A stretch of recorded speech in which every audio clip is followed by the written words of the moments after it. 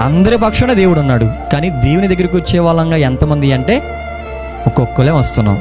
దేవునికి మనిషి ఎంత అన్యాయం చేస్తున్నాడో చూడండి. ఏమీ తోచినట్టుగా, ఏమీ తెలియనట్లుగా మన బ్రతుకు అలా ముందుకు తీసుకెళ్ళిపోతున్నాం అంతే. అసలు దేవుని యొక్క ఆలోచనలు కానీ, దేవుని కష్టాన్ని కానీ గుర్తించి బ్రతికామంటే మీరు అడుగుతారు, అసలు దేవునికి ఏం కష్టం ఉంటుంది? మనిషికి కష్టం వస్తే మనిషి కష్టాన్ని దేవుడు తీరుస్తాడు. మనిషి కష్టాన్ని తీర్చడానికి మాత్రమే దేవుడు ఉన్నాడు. అసలు దేవుని కష్టం ఏముంది? మీరు అమాయకంగా నటిస్తూ తింగరి ప్రశ్నలు వేస్తారు. మీరంటే మీరే కాదు, క్రైస్తవులు అలాగే ఉంటారు. దేవుని కష్టాన్ని గుర్తించి బ్రతికే వారు అందరూ ఉన్నారు. దేవునికి కూడా కష్టం ఉందని, దేవుని గుండెలో కూడా గాయం ఉందని అర్థం చేసుకున్న వారు ఎందరు ఉన్నారయ్యా అంటే అర్థం చేసుకున్న వారు చాలా తక్కువ మంది ఉన్నారు.